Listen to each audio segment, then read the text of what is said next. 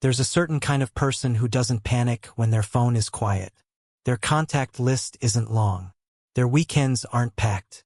They don't feel the urge to collect acquaintances like trophies or prove their social life through constant activity. And yet, they're not lonely in the way people assume. They just choose carefully.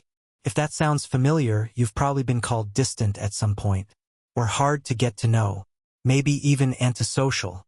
In a world that celebrates big friend groups, constant networking, and being well-connected, keeping your circle small can look suspicious, as if you're missing out, as if something about you is closed off. But what if it isn't about being closed? What if it's about being deliberate? There's more going on here than people realize when someone keeps their circle small. It's rarely about arrogance or avoidance, and it's almost never about thinking you're better than others. More often, it's about how your nervous system processes connection. Psychological research on social energy and personality traits shows that some people are more sensitive to social stimulation, not in a fragile way but in a responsive way. Their brains register tone shifts, micro-expressions, subtle inconsistencies. Studies on high sensitivity and introversion suggest that certain nervous systems simply take in more data during social interaction.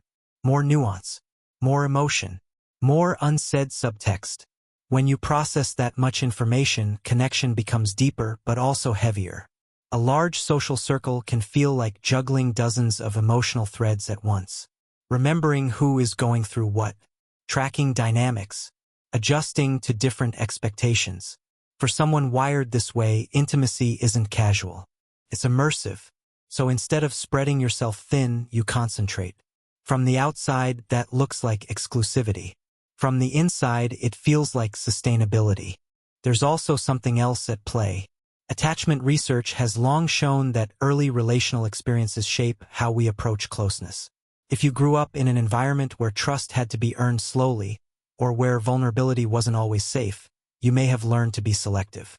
Not guarded in a dramatic sense, just observant. You learned to watch before you stepped in. Over time, that becomes instinct. You don't open the door to everyone, not because you fear connection, but because you understand its weight. You've probably felt what it's like to invest deeply in the wrong person, to carry emotional responsibility that wasn't reciprocated, to realize that not everyone values loyalty the way you do. So your circle didn't shrink overnight. It refined itself. Behavioral science often frames this as a resource allocation strategy. Time, energy, attention, these are finite. Some people diversify, others concentrate. Neither is morally superior.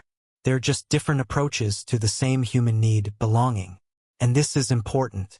Keeping your circle small is not evidence of being more evolved, just as having a large network isn't evidence of being shallow. Some nervous systems regulate through variety and movement.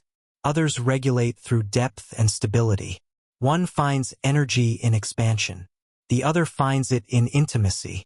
There is no hierarchy here, but there is a trade-off people rarely talk about. When you keep your circle small, the bonds you do form tend to be intense, loyal, long-lasting. You probably don't do half friendships. If someone is in your life, they're really in it. That depth can be powerful. It creates a sense of safety that doesn't need constant performance. The paradox is that this depth can also make loss hit harder. When your world is built around a few meaningful connections, any rupture feels seismic. There are fewer buffers, fewer casual replacements. So you choose carefully not just because you value quality, but because your heart doesn't treat connection lightly. And beneath all of this, there's often a quiet confidence. People who keep their circle small tend to be comfortable being alone. Not in a detached way, but in a self-contained way. They don't rely on constant external feedback to feel stable. Neuroscience research on self-referential processing suggests that some individuals develop a stronger internal baseline for validation. Their sense of identity isn't entirely outsourced to group belonging. That doesn't mean they don't care what others think. It means they don't need constant proximity to feel real. If this has been your pattern, it isn't a flaw. It isn't a social deficit. It's a way your system learned to manage depth, loyalty, and energy. It likely formed through experience, Moments where you realized that your time and emotional bandwidth mattered. Moments where being selective protected something important in you. And it makes sense. There's something steady about knowing that the few people in your life are there because you both chose it, not because it was convenient or socially expected. There's something grounding about conversations that don't require performance. About silence that isn't awkward. About loyalty that doesn't need to be tested publicly. If you've ever wondered whether keeping your circle small is a limitation, maybe it's worth considering that it might simply be alignment. A structure that fits the way you process, feel, and connect.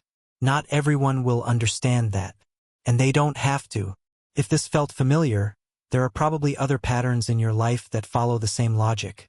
Places where what looked like distance was actually discernment. Where what seemed like withdrawal was actually calibration. And those patterns are worth understanding, too.